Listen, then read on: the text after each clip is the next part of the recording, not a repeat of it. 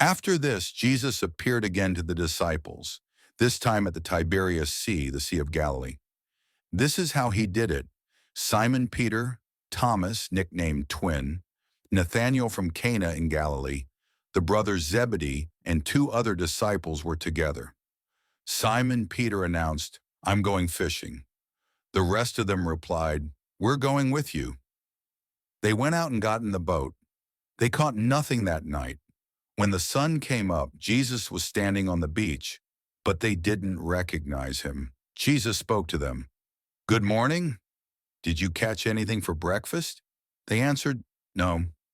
He said, "Throw the net off the right side of the boat and see what happens."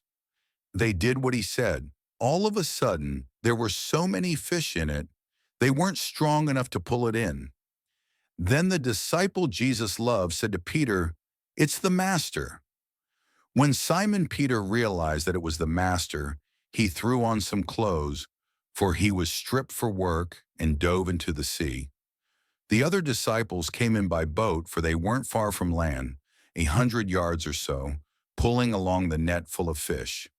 When they got out of the boat, they saw a fire laid, with fish and bread cooking on it. Jesus said, "Bring some of the fish you've just caught." Simon Peter joined them and pulled the net to shore, 153 big fish. And even with all those fish, the net didn't rip. Jesus said, "Breakfast is ready."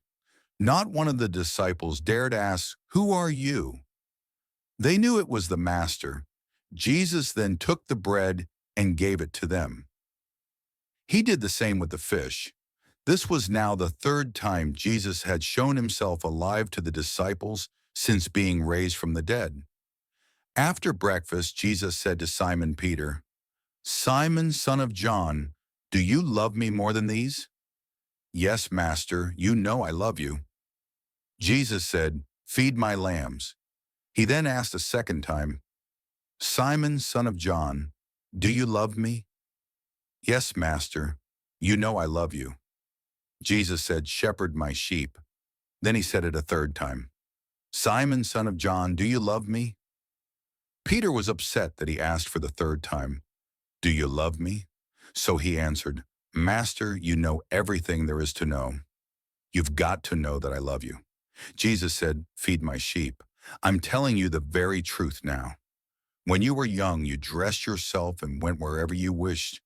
But when you get old, you'll have to stretch out your hands while someone else dresses you and takes you where you don't want to go. He said this to hint at the kind of death by which Peter would glorify God. And then he commanded, "Follow me." Turning his head, Peter noticed the disciple Jesus loved, following right behind. When Peter noticed him, he asked Jesus, "Master, what's going to happen to him?"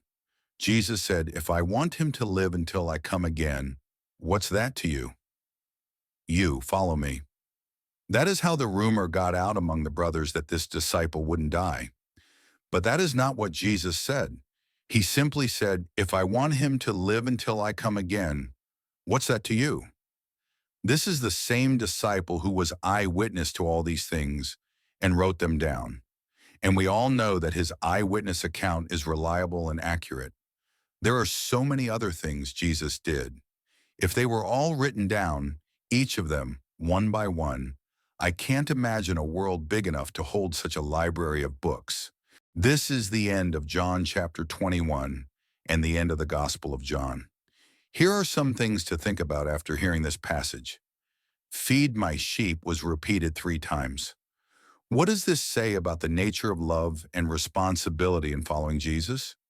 In what specific ways are you called to care for others in response to your love for Christ? Peter was asked to follow Jesus regardless of what would happen to others. How does comparison distract you from your own discipleship journey? Are there areas in your faith life where you're tempted to ask, "What about them?" instead of focusing on what Jesus is asking of you?